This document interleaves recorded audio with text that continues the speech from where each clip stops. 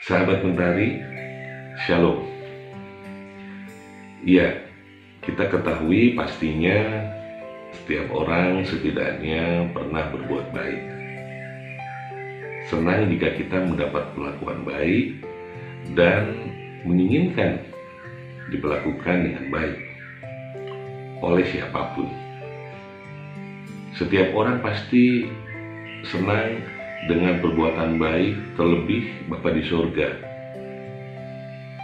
Juga demikian, dalam kitab juga tertulis agar kita jangan jemu-jemu berbuat baik di dalam Galatia 6 ayat yang ke-9. Namun perbuatan baik kita tidaklah sempurna jika dibarengi dengan motivasi yang salah. Ya, kita sebelum melanjutkan sahabat Mentari, terlebih dahulu kita pahami apa motivasi singkatnya. Ya, motivasi yang saya lihat di kamus ya, bahwa itu merupakan dorongan atau alasan seseorang untuk melakukan sesuatu. Nah, ketika melakukan segala sesuatu setidaknya disertai alasan mengapa kita harus demikian. Nah, berbuat baik memang bagus, namun sering dilandasi dengan motivasi yang salah. Karena ketika membantu, ya artinya perbuatan baik seseorang dilandasi dengan motivasi yang salah. Nah, ketika membantu, ya boleh dikatakan yang kesusahan, ya tidak sedikit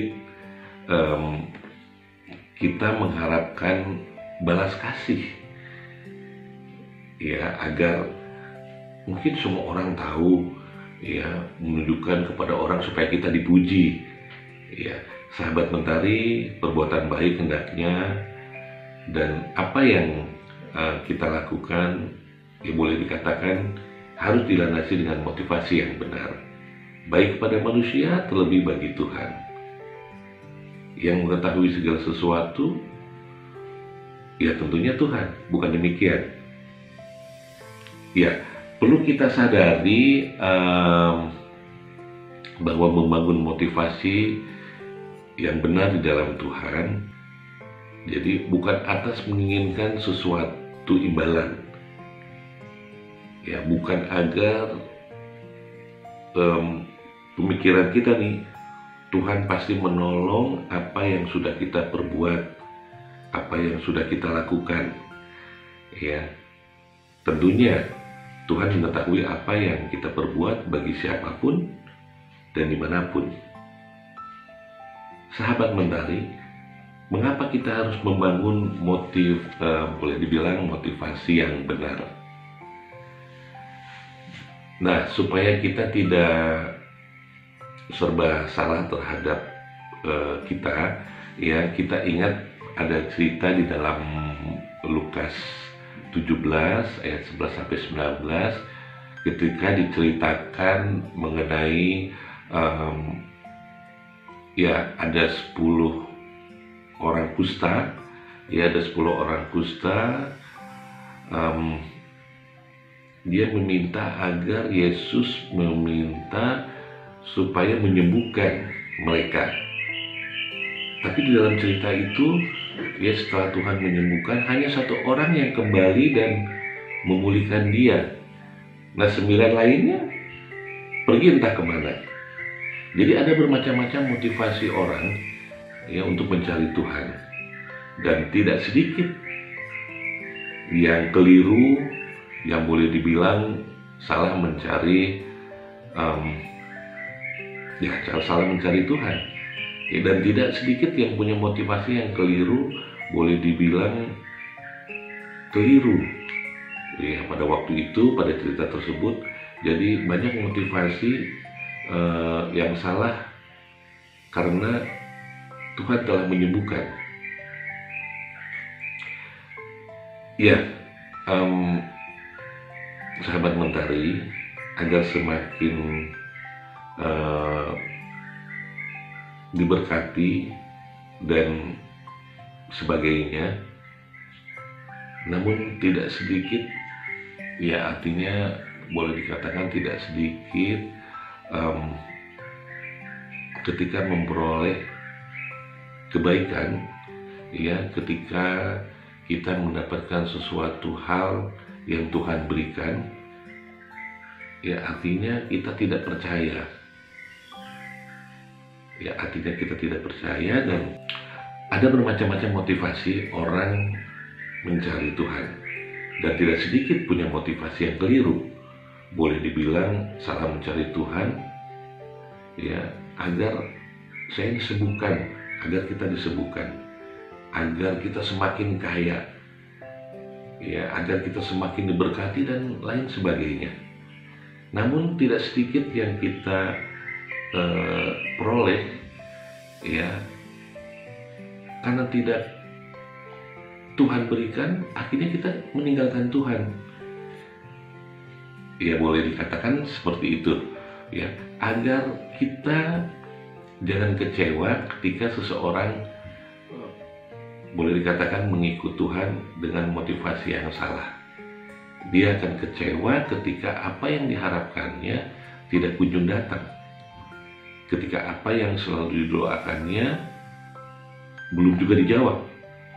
Dan ketika doa tidak kunjung mendapat jawaban, terkadang kita merasa kecewa, sakit hati, ya, dan mulai mengungkit kesetiaannya kepada Tuhan. Ya boleh dikatakan, saya berdoa pun Tuhan belum jawab. Nah akhirnya mengungkit kesetiaannya kepada Tuhan. Nah, banyak hal terjadi seperti itu. Nah, sesungguhnya mudah bagi kita untuk memberkati kita, ya artinya Tuhan boleh menyembuhkan kita, Tuhan boleh memberkati kita, ya Tuhan boleh menolong kita, dan teramat mengerti terbaik bagi kita dan selalu punya rancangan yang terbaik bagi kita. Namun sebelumnya jangan sampai motivasi yang salah menghalangi berkat Tuhan. Artinya di dalam hidup kita, ya jadi periksa kembali motivasi kita masing-masing, bagi kita dan bagi sesama, apakah tulus dan berkenan bagi Tuhan. Saya akan membacakan satu ayat dari kitab Amsal 17 ayat yang ke-17. Saya akan bacakan. Seorang sahabat menaruh kasih setiap waktu dan menjadi seorang saudara di dalam kesukaran. Ya, selamat beraktivitas akan kasih yang selalu Tuhan berikan pada kita semua. Tuhan Yesus memberkati. Amin.